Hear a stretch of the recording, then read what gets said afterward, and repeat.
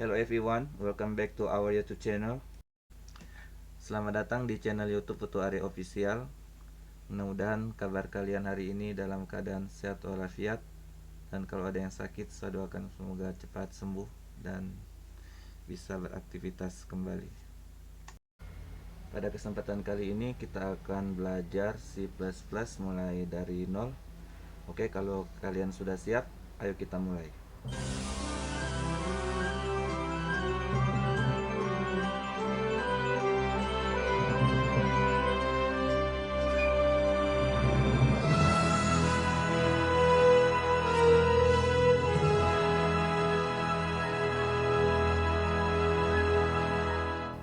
Oke, mungkin pertanyaan pertama yang ada di benak kita adalah apa alasan kita untuk belajar C++? Mungkin alasan yang pertama adalah tugas sekolah.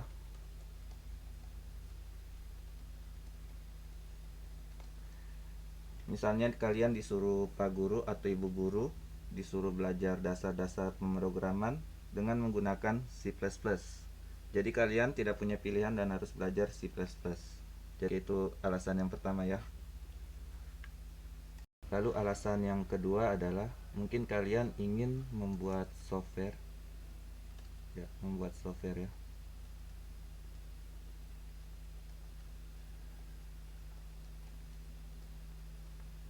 Yang tentunya ada hubungannya dengan hardware.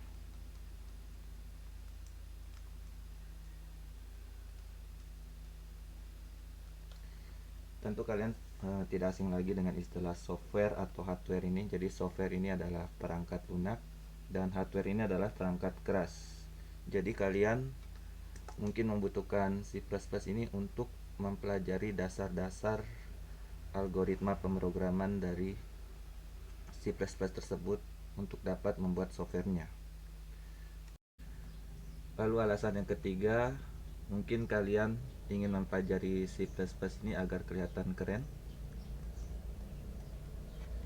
Karena mungkin belajar C++ ini adalah bahasa pemrograman yang susah. Jadi dengan mempelajari ini kita kelihatan keren. Terus alasan yang keempat adalah mungkin ingin tahu apa yang diributin orang tentang C++. Jadi sekarang tuh lagi isu-isunya ya, orang lagi memperdebatkan atau membanding-bandingkan C++ ini dengan bahasa-bahasa pemrograman yang lain. Jadi kayak C++ gitu ya. Ya, tapi pada intinya adalah kita ingin tahu ya dasar-dasar dari pemrograman C++ itu seperti apa, mulai dari tipe data dan sebagainya, tentunya dengan menggunakan C++ itu. Jadi di sini saya tuliskan alasan yang keempatnya adalah ingin mempelajari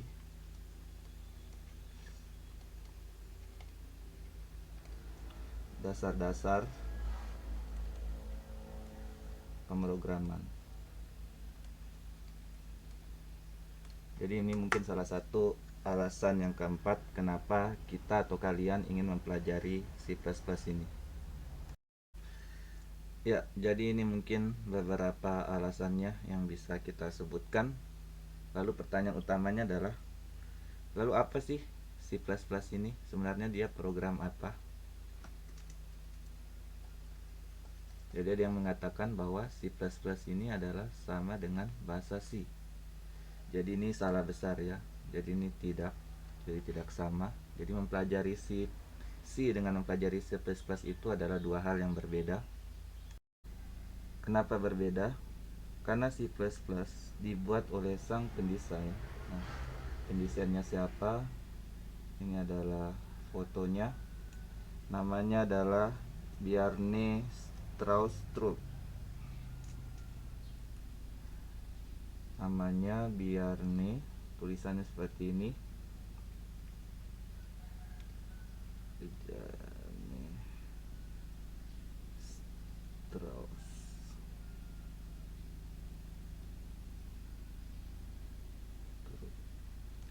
Tahun 1985 dia mengatakan bahwa C++ ini adalah program C yang kompleks. Kenapa kompleks? Karena dia ingin menambahkan dengan fitur-fitur lainnya, misalnya dengan kelas, dengan pointer, terus ditambah lagi dengan fitur-fitur lainnya, dan ditambah lagi masih banyak lainnya, sehingga kemudian orang menyebutnya program ini dengan istilah C++. Jadi seperti itulah cerita singkatnya. Mungkin ada di antara kalian yang berpikir bahwa C++ ini adalah program yang kuno, karena ini adalah program yang ketinggalan zaman, dibuatnya tahun 1985. Jadi kalau kalian ada yang berpikir seperti itu, jadi buang jauh-jauh pemikiran seperti itu, karena sesungguhnya C++ ini adalah program yang modern. Dia sudah mengalami berbagai macam perkembangan dan terus diupdate dari tahun ke tahun ya. Mulai dari tahun 1998 C++ ini mengalami standarisasi, lalu diubah namanya menjadi C++ 98 atau C++ versi tahun 1998. Kemudian pada tahun 2003 C++ ini kemudian diupdate lagi menjadi C++ 03. Lalu tahun 2011 berubah lagi menjadi C++ 11. Kemudian 2014 menjadi C++ 14. 2017 menjadi C++ 17, dan terakhir tahun 2020 menjadi C++ versi 20 atau C++ 20. Jadi melihat proses perkembangan C++ dari tahun ke tahun, nampak bahwa C++ ini bukan program yang ketinggalan zaman, tapi sebaliknya justru C++ ini adalah program yang modern karena terus mengalami update-update ya. Jadi datanya terus diperbaharui seperti itu.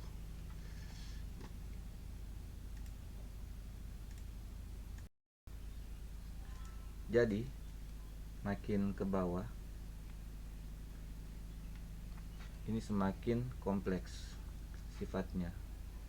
Jadi C++ ini semakin kompleks dan juga disupport oleh komunitas yang besar. Disupport oleh komunitas yang besar.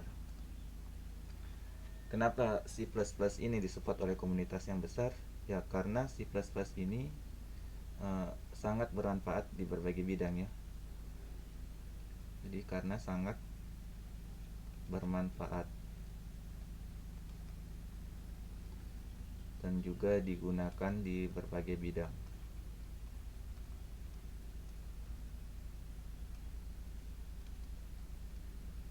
Misalnya dalam dunia industri, dalam dunia teknologi informasi dan komunikasi, dan juga mungkin dalam bidang kesehatan, dan masih banyak lagi yang lainnya.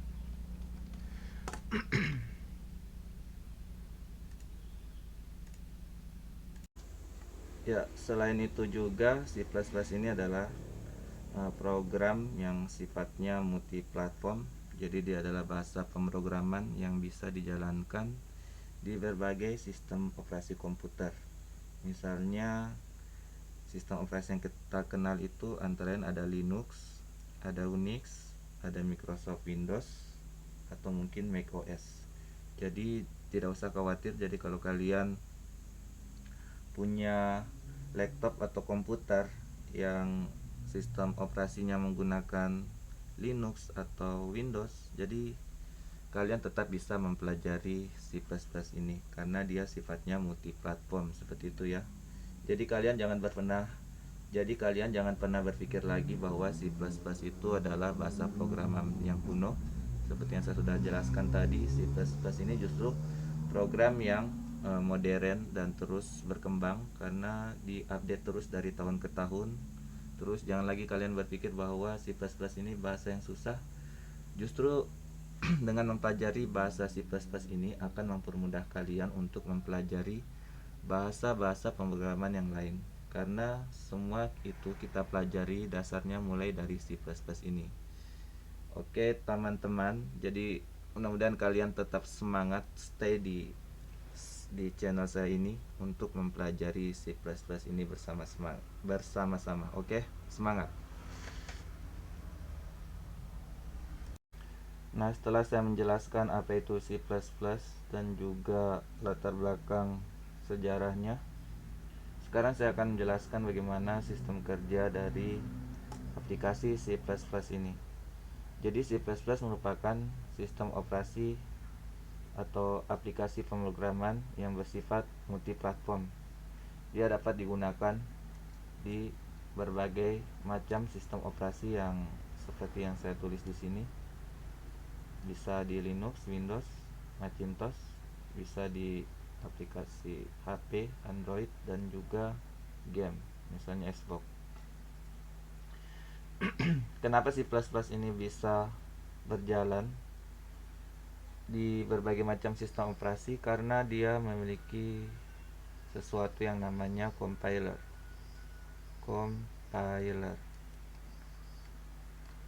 Compiler ini apa? Jadi compiler ini semacam penerjemah bahasa. Jadi C++ ini kan isinya berbagai macam kode-kode pemrograman yang ingin kita jalankan di perangkat yang kita gunakan. Bisa Linux, bisa Windows, bisa Android, bisa juga game.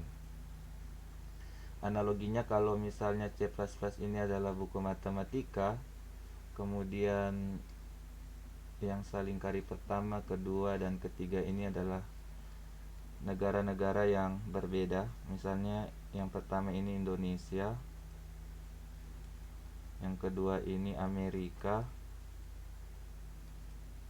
dan yang ketiga ini adalah Jepang. Tentu dia membutuhkan penerjemah. Jadi buku matematika di sini supaya bisa dimengerti oleh orang Indonesia, maka harus diterjemahkan ke dalam bahasa Indonesia. Kemudian buku matematika di sini supaya bisa dimengerti oleh orang Amerika, maka dia harus diterjemahkan ke dalam bahasa Amerika. Kemudian buku matematika yang ada di sini supaya bisa dimengerti oleh orang Jepang, maka dia harus diterjemahkan dulu ke dalam bahasa Jepang atau dalam tulisan Jepang. Jadi seperti itulah analoginya. Tentu kalian bertanya, berarti C++ ini bahasanya berbeda-beda? Ya tentu bahasanya berbeda-beda. Terus yang bagus itu adalah bahasanya ini harus bisa dimengerti. Jadi orang Indonesia bisa mengerti bahasa C++ ini, orang Amerika bisa mengerti bahasa C++ ini, dan orang Jepang ini bisa juga mengerti bahasa C++ ini dalam bahasa yang sama. Oleh karena itulah kemudian C++ ini membuat sebuah mesin code. Jadi mesin code ini ada pada setiap sistem operasi ini. Jadi Linux dia memiliki mesin code-nya tersendiri. Kemudian Android juga dia memiliki mesin code-nya tersendiri, dan juga Xbox ini dia memiliki mesin code-nya tersendiri, disesuaikan dengan perangkat yang digunakan.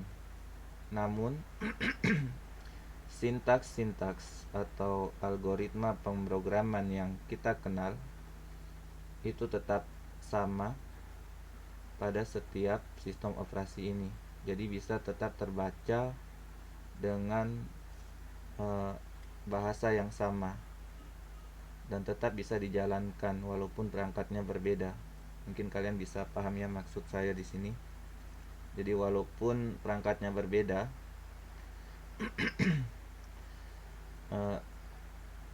program C++ ini tetap bisa kita jalankan di setiap sistem operasi yang saya sebutkan di sini, karena dia memiliki sesuatu yang disebut sebagai mesin code, ya, mesin kode.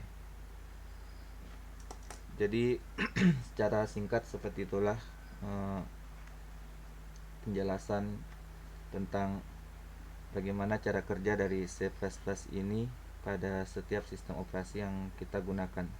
Jadi pada intinya kalian tidak perlu khawatir untuk mempelajari C++ ini karena dia bisa dijalankan di setiap sistem operasi.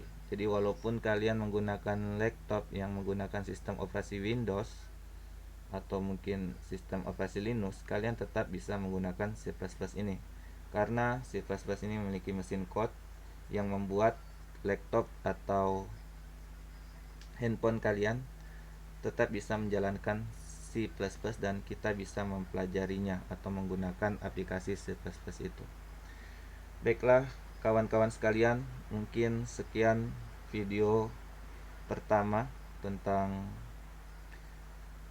pengenalan aplikasi C++ ini. Semoga kalian bisa mendapatkan gambaran seperti apa aplikasi C++ yang akan kita pelajari. Dan saya ucapkan terima kasih atas perhatian kalian semua. Sampai jumpa lagi di video yang selanjutnya.